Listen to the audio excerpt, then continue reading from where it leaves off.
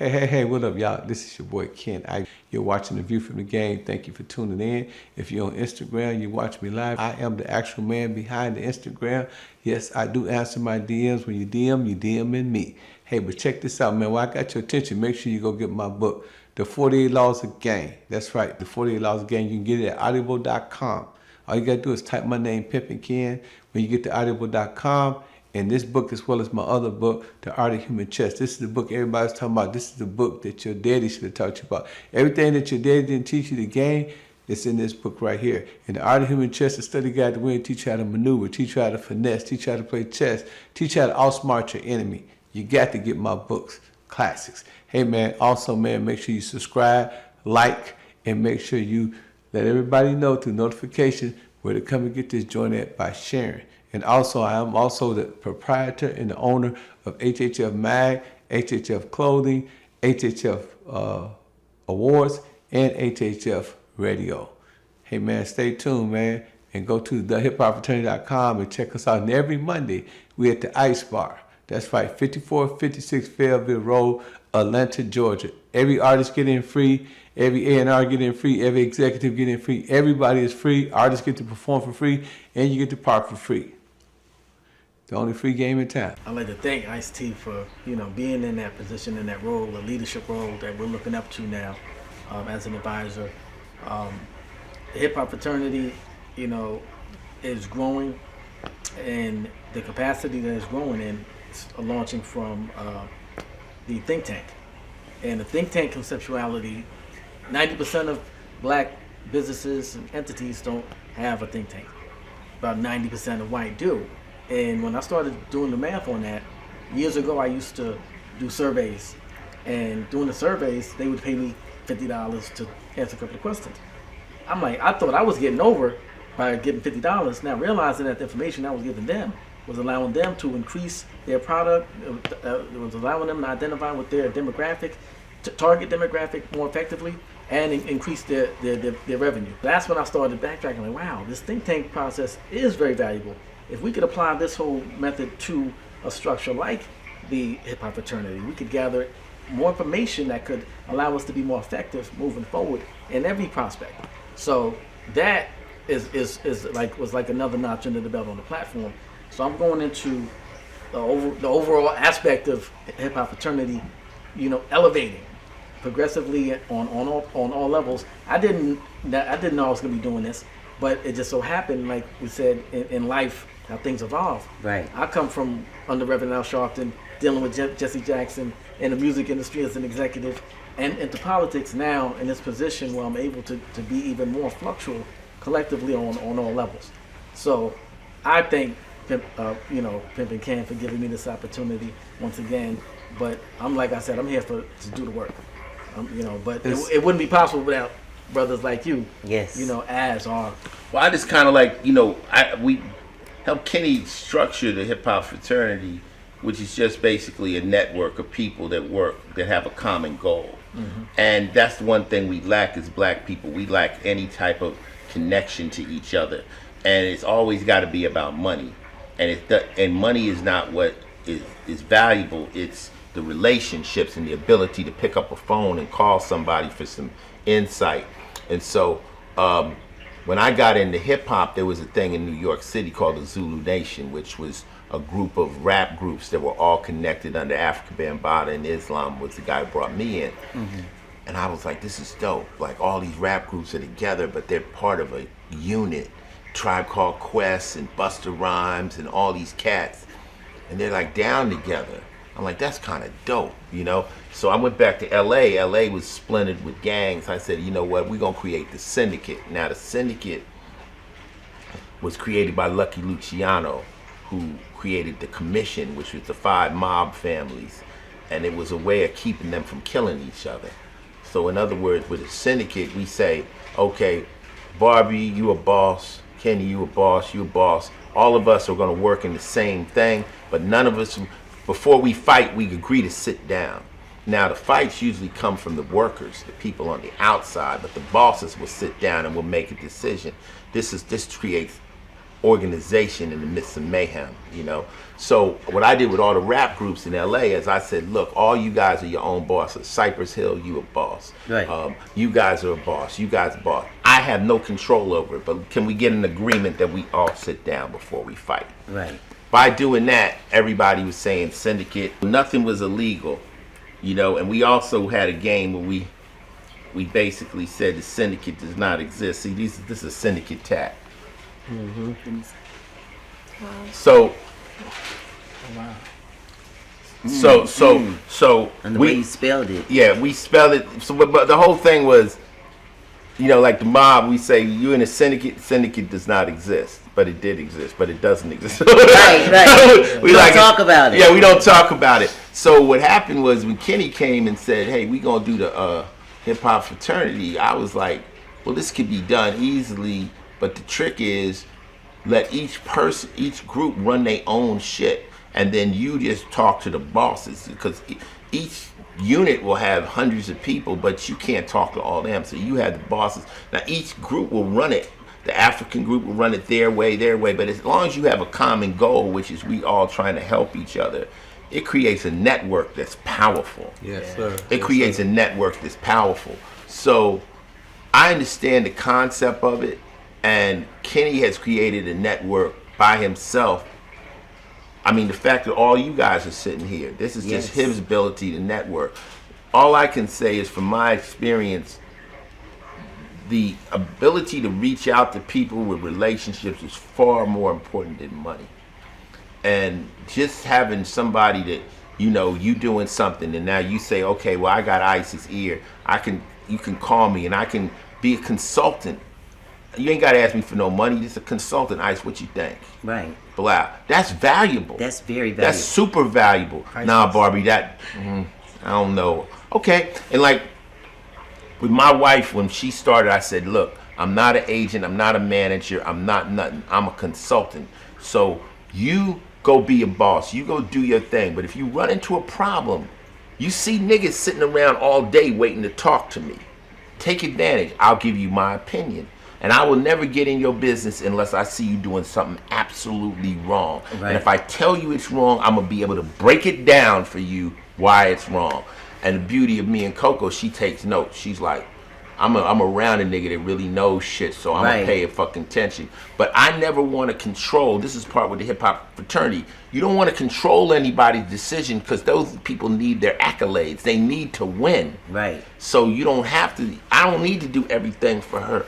I'm gonna let her win. You need that win, and I'm not trying to take no credit for it. But I'm there if you need to ask a question. I will give you my opinion. Now you can take my opinion, or you don't have to take my opinion. But I won't really insert myself unless I see something's really wrong.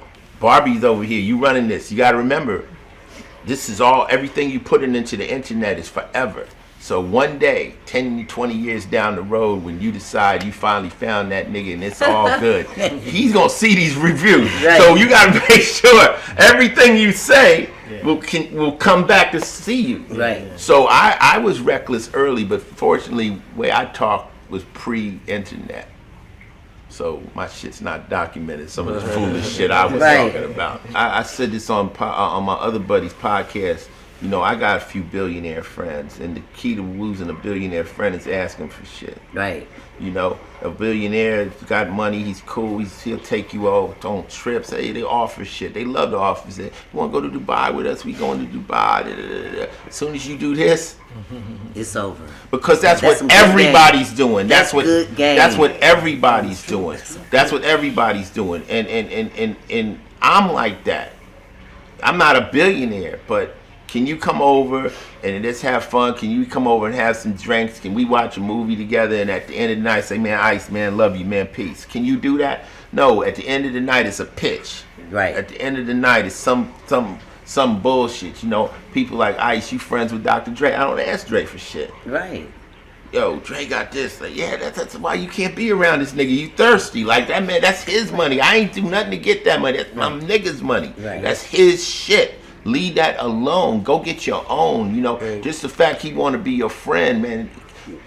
People need friends, man. And a friend doesn't want anything from you but your friendship. And you know, that's so true because, like, you know, I knew you, 50, all y'all. I've been knowing y'all for years, and I ain't asked 50 for nothing. 50 flew me in, gave me money for the PIMP video, broke me off. You always give me shout outs. You always, show You never me asked love. me for a cent. Yeah. What I'm saying what's so true about what you're saying is that more people give me stuff by not asking than actually asking. Because they like You know what I'm saying? E40, no bullshit. I don't know if he think I'm broke or something, but he sent me 2 checks. He said, say man, Ken, I need you to get on this album. So I got on the album and it didn't come out for about 2 or 3 years. I said, man, this nigga's trying me or something. What's up? He gonna send me, I think about 5,000. Then he called me again, like another 6 or 7, about 5 years later, talking about some, hey man, I got some money for you. And so he sent me another 5,000. I was like, I can tell you, this is Bank America. E40. E40. So finally, just last year, the song came out with me. It's called, he felt gonna be mad at me because I know it's called something about trick, use a trick. So the song came out and it was on YouTube. And E40 called me, he said, man, I need you to promote that song, right? So I said, okay. So I mean, that was amazing. That the man. Look, man, you dig this, man. You pay as you go, so you never owe. You understand me? Yeah. Right. So I'm not going to ever ask you for nothing without a check behind it because I don't want you. That's an insult to me. Yeah. That I don't even ask babysitters. I don't even ask family members for shit. Anything I want, I'm gonna pay you. Because I don't want you at the end of the day, I did this for Ice, he ain't did this, Right. I did this for that. No, nigga, there gonna be a check. I'm gonna make sure. And that way, I don't want to owe nobody. I don't want nobody saying, oh, I did this and that. I told my wife that. I said, look, anything we ask for somebody, we paying them. Right. Anything. No fucking favor. I don't do favors. Yeah. Now, we're in business together. Yeah. But I'm done with all that shit. I'm fucked out of favors. Even though niggas still call and ask for them. But I gotta love you. I gotta care about you. I gotta really feel. I use my gut.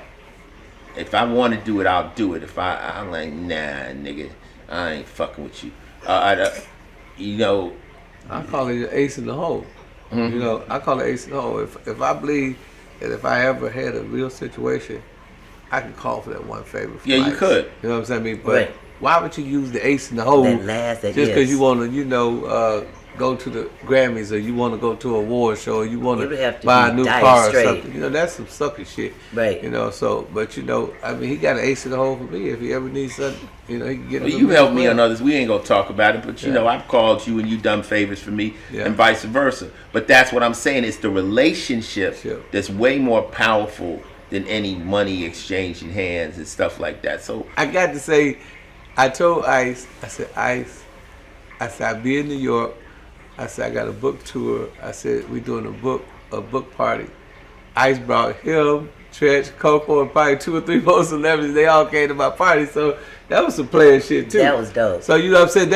I just thought about it as he was talking because I literally forgot about niggas it. like you, Kenny. Yeah. That's the thing. So I could say, yo, I'm going Kenny Iverson now, and that nigga's a sucker. See what I'm saying? But nobody says that about you. People like, oh, that's Kenny Ivy. I like Kenny. You have a good reputation. Thank you. Reputation is important, man. Yeah. It's very important. It precedes you.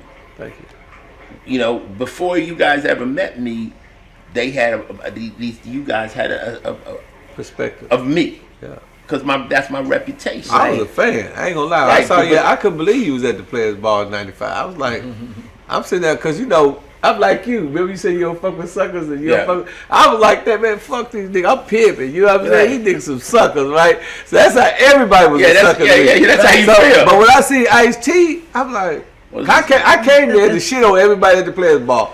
He tell all my hoes had on mix. I big jury on, black and white mix. I was popping it. I was out talking to everybody. When I see Ice-T, I turned into a fan. I said, damn. I said, that's the nigga that played this.